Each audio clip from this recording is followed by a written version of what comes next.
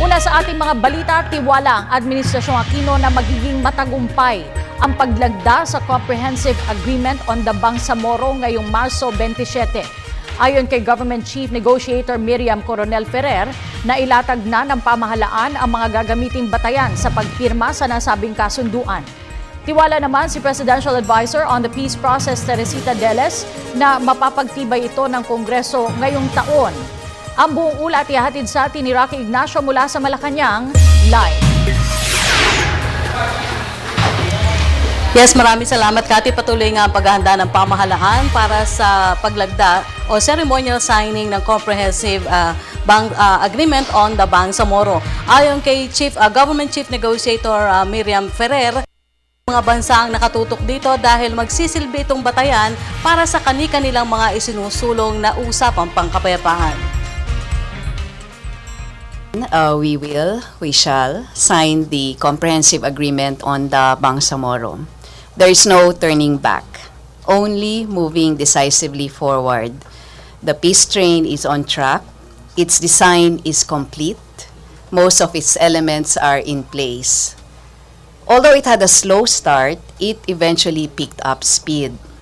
Inilatag na ng pamahalaan ang mga prinsipyong batayan para sa paglagda sa Comprehensive Agreement on the Bangsamoro o CAB sa March 27 sa Malacanang. Bubuuin ito sa 5 pahina na sasaksihan ni Pangulo Aquino, Presidential Advisor on the Peace Process Teresita Deles, MILF Central Committee Chair Ahaj Murad at si Malaysian Prime Minister Najib Razak sakaling makadalo sa okasyon.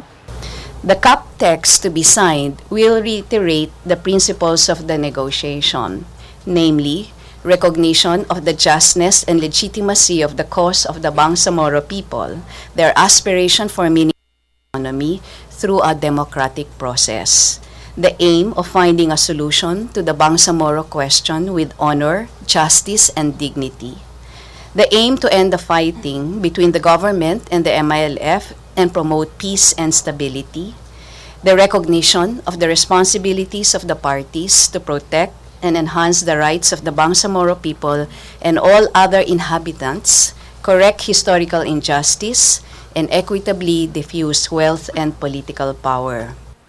Bagamat isinasa pinalpan listahan 500 miyembro ng MILF ang dadalo habang imbitado ang mga miyembro ng Moro National Liberation Front o MNLF. Sa Malacanang gaganapin ang ceremonial signing dahil sa usaping logistic o mas magiging madali ang biyahe. Git pa ni Ferrer, maraming mga bansa nakatutok para sa posibleng kaparaanan na magamit para sa pagsusulong ng kapayapaan.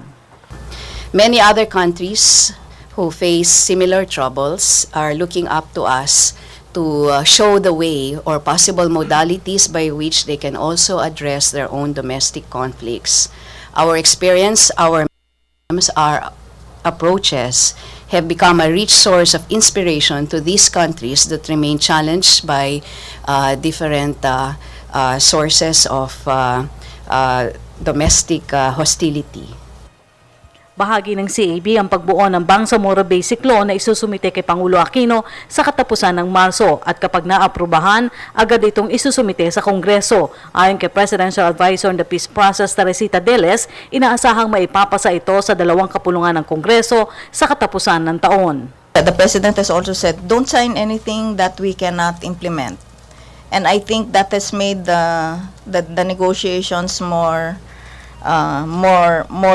rigorous, more painstaking, but every step of the way, I think it also showed that this peace process was going to be signed, it was going to be implemented, and on that basis, and because of what the MILF has also seen as the way the President has addressed other problems in the country, they have told us that has also raised their trust that this was the President that would deliver, came to a peace agreement. Tiwala rin si Secretary Deles na ito na ang pinakahuling kasunduan na gagawin ng gobyerno upang matamo ang tunay na kapayapaan at kaunlaran sa Mindanao. At yan po ating pag-uulat mula dito sa Malacanang sa tulong ng RTVM. Ako po si Rocky Ignacio para sa Telebisyon ng Bayan. Maraming salamat, Rocky Ignacio.